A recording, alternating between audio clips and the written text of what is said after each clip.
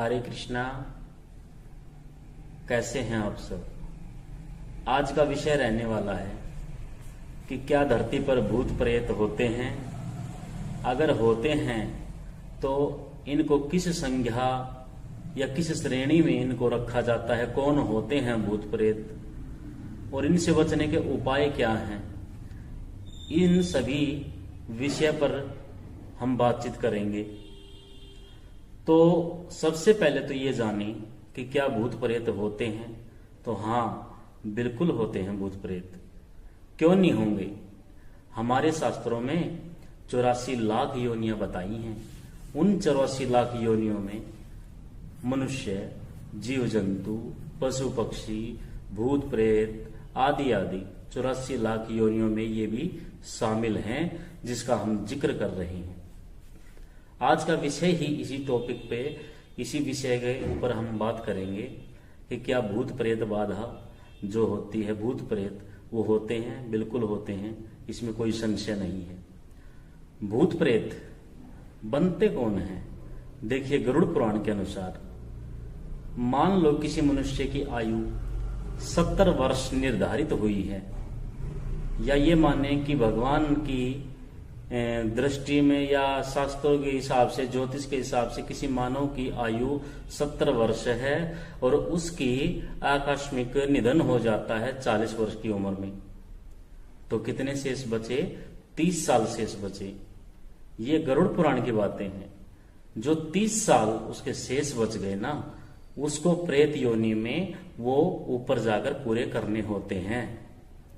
भटकता है वो शरीर भूत प्रेत आदि की योनियों में जाकर के, उसको वो वर्ष पूरे व्यतीत करने पड़ते हैं, बिताने पड़ते हैं। ऐसी अवस्था में अल्प आयु किसको बोलते हैं? अल्प आयु में जो इंसान जाता है उसको भी इसी अवस्था के दौरान गुजरना पड़ता है।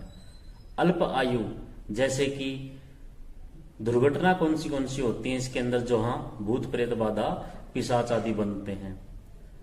सड़क के ऊपर किसी प्रकार का दुर्घटना होना, एक्सीडेंट होना, जिसके अंदर जान चली जाना, किसी भी कारणवश बीमार होकर के मर जाना, या डूब करके मर जाना, जलकर मर जाना, आदि आदि सुसाइड कर लेना, ये सब अवस्थाएं सारी की सारी अल्प आयु मृत्यु यानी कि एक्सीडेंटली मृत्यु के रूप में होती हैं, जिनकी गति नहीं हो पाती। आज का समय ऐसा चल पड़ा कि पहले के समय में जिस घर में कोई भी व्यक्ति की मृत्यु होती थी तो उसको पूर्णतः कर्म करवाया जाता था ब्राह्मणों के द्वारा। आज जैसा यजमान बोल देता है, ब्राह्मण देवता भी वैसा ही कर्म कर देते हैं। 4 दिन का पता नहीं, 5 दिन का पता नहीं। कई बार तो ऐसा देखने में आया है कि सुबह के समय सावरणी कर्म कर दिया, यानी कि फूल उठा लिए और शाम के टाइम उसका सारा का सारा कर्म करवा दिया।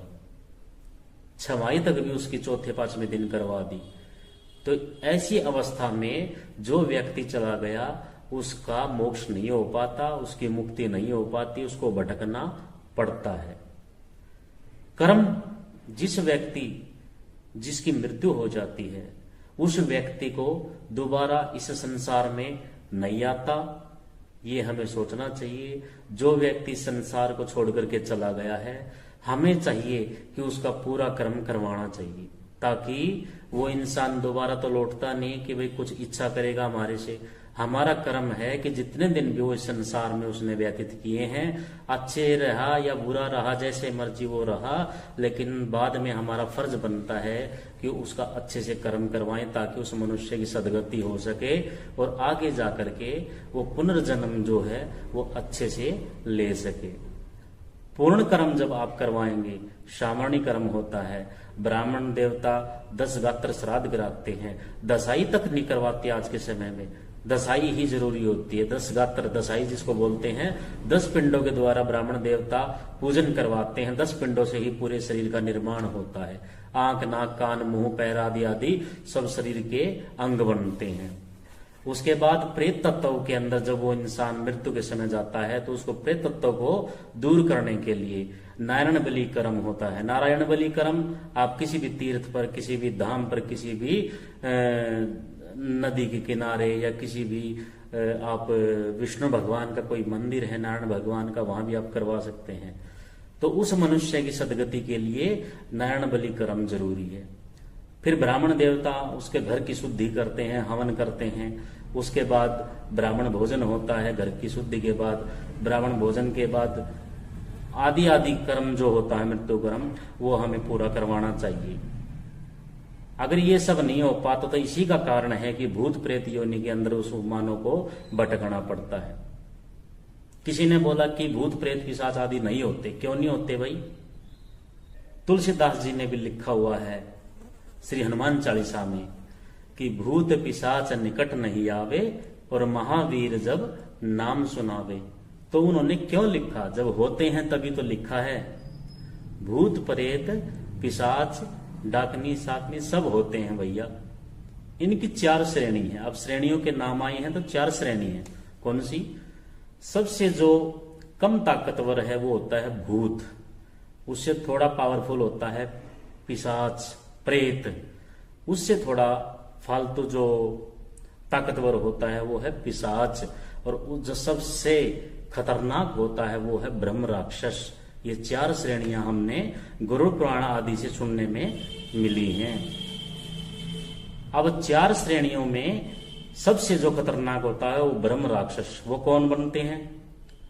किसी भी व्यक्ति के द्वारा किसी मंदिर के अंदर पुण्य के काम में किसी ने कुछ सहयोग दे दिया, कुछ पैसे दे दिए, और आगे वाला इंसान यानी कि कोई पुजारी भी हो सकता है, संस्था भी हो सकती है जो उस मंदिर का संचालन कर रही है, उन्होंने उस पैसे का दुरुपयोग कर दिया, तो मरने के बाद क्या होगा?